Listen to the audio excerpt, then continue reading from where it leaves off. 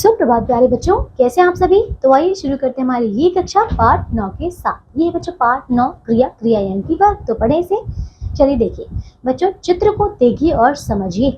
देखो इस चित्र में क्या क्या हो रहा है। देखो यहाँ पे वर्षा हो रही है ना, मोर नाच रहा है ना, फिर बच्चे खेल रहे हैं और लड़की छाता लगाकर जा रही है। समझ गए। तो हमने देखा। अब यहाँ पर रंगीन छपे शब्द बता रहे हैं कि कोई ना कोई कार्य तो हो रहा है ना, या किया जा रहा है। जैसे कि बच्चों होना, नाचना, खेलना, जाना है ना। काम का बोध कराने वाले ये शब्द बच्चों यही क्रिया कहलाते हैं। तो समझा, क्रिया यानी कि काम है ना।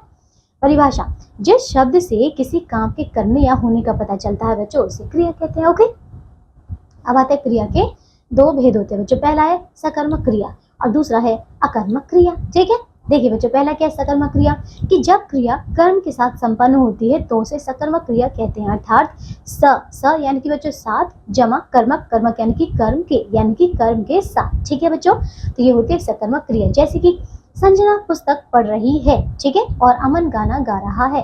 तो उपयुक्त वाक्यों में सभी कुछ न कुछ काम कर रहे हैं ना। जो काम करता है उसे कर्ता, और कर्ता द्वारा किए गए कार्य का प्रभाव जिस पर पड़ता है बच्चों, उसे कर्म कहते हैं। ठीक है बच्चों।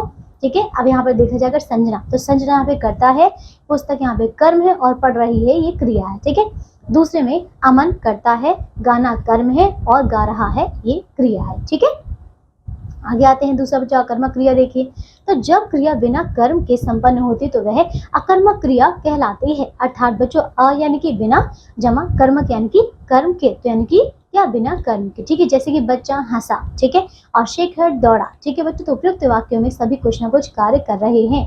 इन वाक्यों में कर्ता है लेकिन कर्म नहीं है। ठीक है बच्चों, जैसे कि कर्ता कौन है, बच्चा, लेकिन और बच्चों देखो क्रिया कौन है, हंसा, लेकिन यहाँ पे कर्म तो है ही नहीं।